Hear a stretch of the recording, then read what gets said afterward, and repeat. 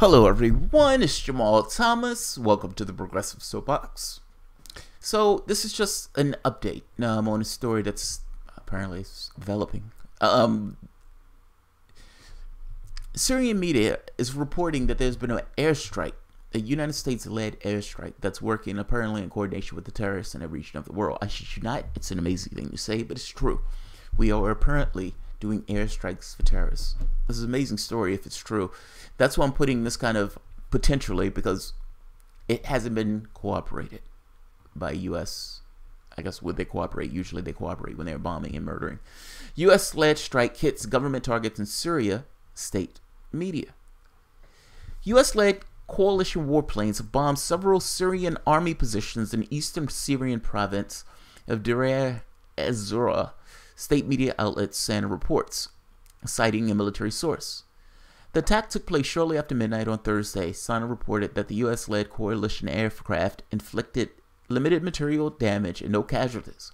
The airstrike, which hit near the city of al-Bukamal, were reportedly coordinated with anti-government militants. They coordinated airstrikes with terrorists. That is amazing! That is amazing! Understand what your government is doing. ISIS. I found this to be amazing.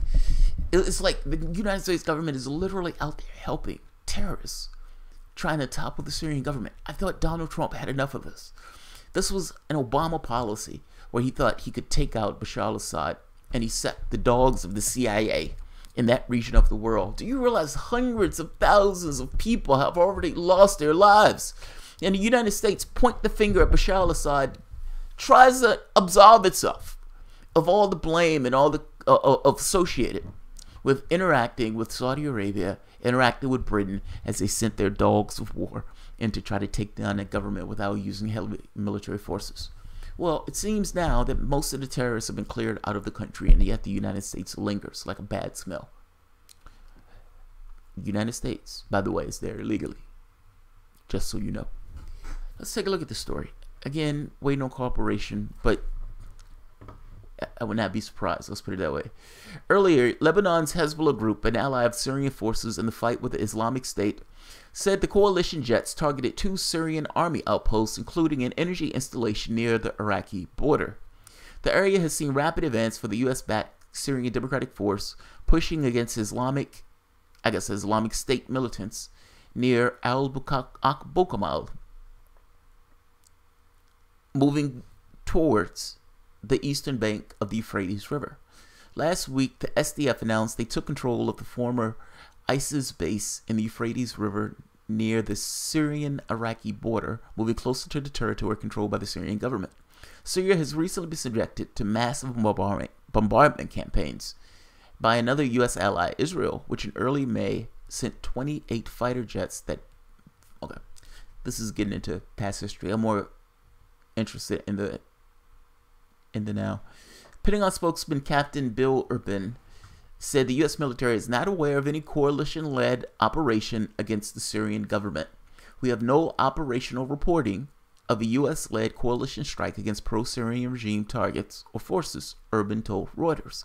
However, Dave Lindorf, founding editor of the news site This Can't Be Happening, told RT that the attack seems to follow the same objective Washington has long pursued, which is to prop the rebels against the Syrian government.